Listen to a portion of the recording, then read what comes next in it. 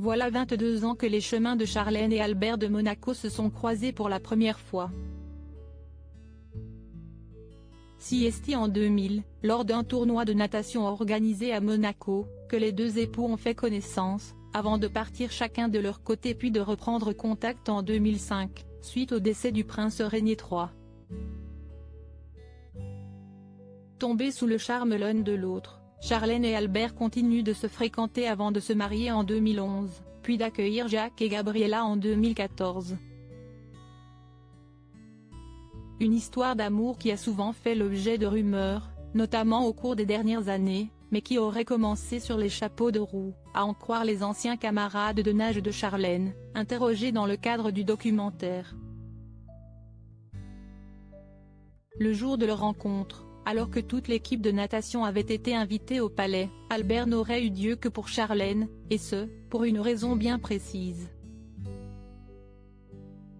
Ce qui plaît surtout au prince, c'est que Charlène semble le traiter comme un égal, indique la voix off. Tout le monde veut l'impressionner, prendre des photos avec lui, parce qu'il a du succès. Mais Charlène avait son propre objectif, explique un ancien partenaire de natation. Puis d'ajouter, elle ne voulait pas nécessairement rencontrer quelqu'un à ce moment-là.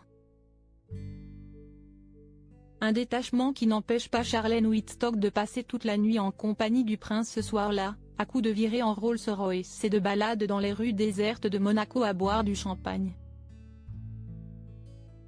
Albert et Charlène de Monaco, ce point qui aurait pu gâcher leur rencontre si cette soirée ne marque vraisemblablement pas le début de l'idylle entre le prince et l'ancienne nageuse, elle permet de laisser un souvenir impérissable dans l'esprit de chacun, menant à leur retrouvaille quelques années plus tard. Cette nuit magique aurait d'ailleurs pu ne pas se produire, puisqu'en période de compétition, les nageurs avaient normalement l'interdiction de sortir après minuit. Mais comme l'explique le documentaire, l'entraîneur de Charlène de Monaco l'avait gracieusement autorisé à enfreindre le règlement ce soir-là, permettant sans le savoir la naissance du couple princier.